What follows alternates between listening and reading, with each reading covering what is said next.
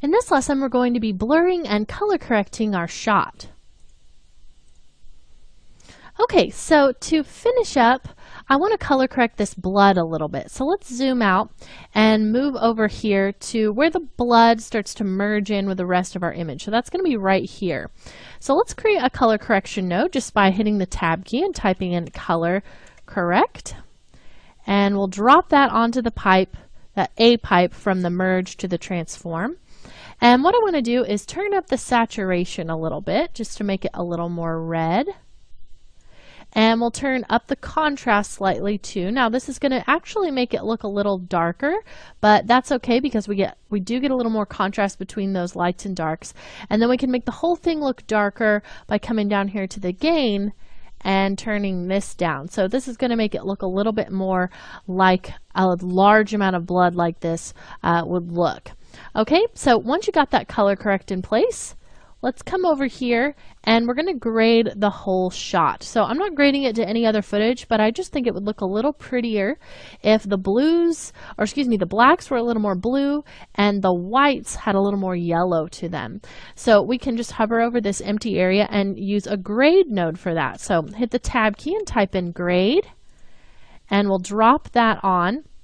Now if we just go in and start adjusting the black point, it's going to either make our image look a little bit grayed out or way too saturated with blacks.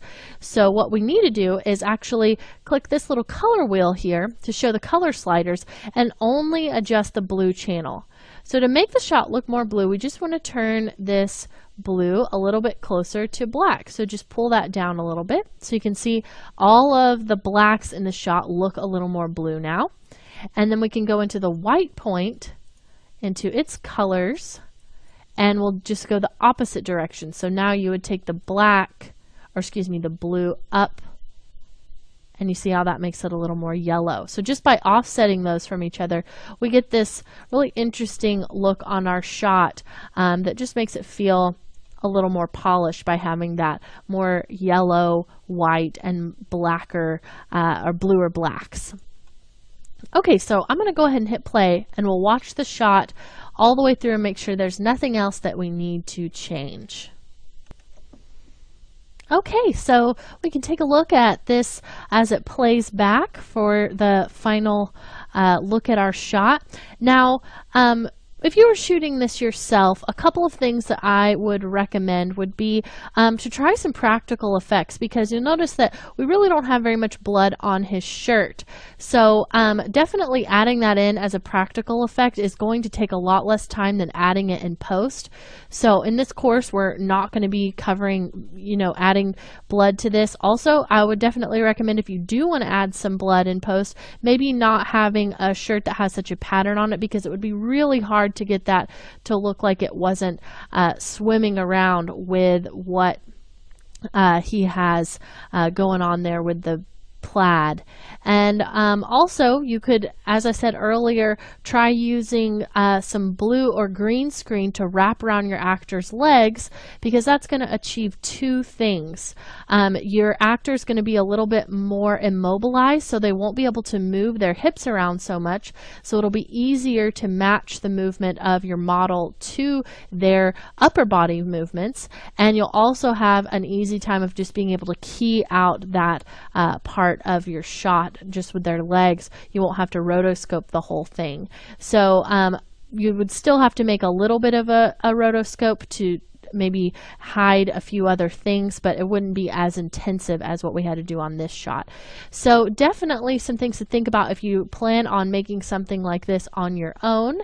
And thank you so much for watching this. Really quickly, I can show you how to write out these frames just so you have that if you want to go ahead and start rendering this. So what I would do is just hit the tab and drop in a write node, and we would just put this after our grade node between our viewer. And then you want to make sure that you tell this where you want it to go. So we'll just hit this right here, and we'll just go up one in your directory. We can take this into your reference files, and you definitely want to make a new folder in here, so if you don't already have a folder created, you'll need to make one. You could do it from in here in Nuke, but it's a little bit easier to do it through just your Windows. So just go to New, Folder, and we'll call this one Final Render. Famous last words. And then you can, let's see, we'll come back up one, come back in there, there it is, Final Render, and then you would want to come over here and name this. So we could call this Zombie Limb Replacement. And then you would want to put an underscore, and however many frames you're writing out, you want to represent with little number signs or hashtags. So you would hit Shift, and I usually like to add one more. So it would be 4 since we're writing out 100 frames. And then whatever kind of file you want to use. So in my case, I'll probably do a PNG sequence for this. So just type in PNG, but you could do JPEG or TIFFs, whichever you like. And then go ahead and hit Save. And then because we already typed in PNG, it shows that for us. And then you're pretty much ready to render. So you can just click Render and make sure that input is correct, that it is all 100 frames, and go ahead and click OK. And it'll start rendering that for you. And this one looks like it's actually going pretty fast. It's only going to take a couple of minutes. So thanks for watching the course, and good luck in creating this on your own.